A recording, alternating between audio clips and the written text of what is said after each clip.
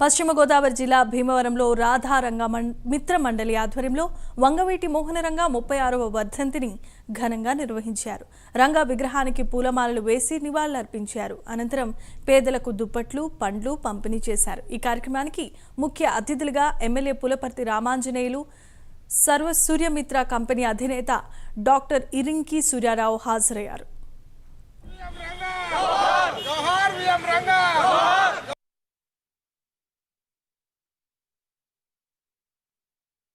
ముప్పై 36 సంవత్సరాల తర్వాత కూడా ఇలాంటి కార్యక్రమాలు జరుపుకుంటూ ఉంటే చరిత్రలోనే రాజకీయ నాయకుడిగా ఆయన కులాలకు అతీతంగా మరి ఇవాళ ఇక్కడ చూస్తున్నాం, అందరినీ చూస్తున్నాం, అన్ని వర్గాల వారు కూడా ఇవాళ వచ్చి 36 సంవత్సరాల తర్వాత కూడా ఆయన గుర్తించుకోవడం చాలా శుభదాయకం.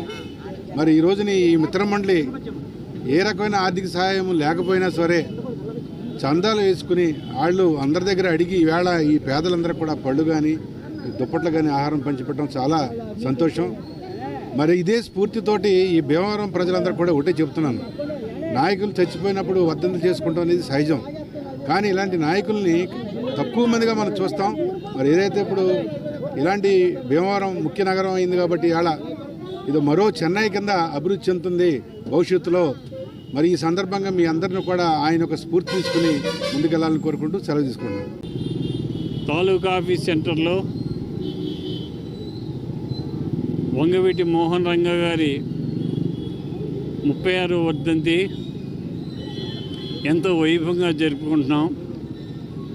వారు మరణించి 36 సంవత్సరాలు అయినా కూడా ఈరోజు కూడా వారిని గుర్తుంచుకుంటున్నాం.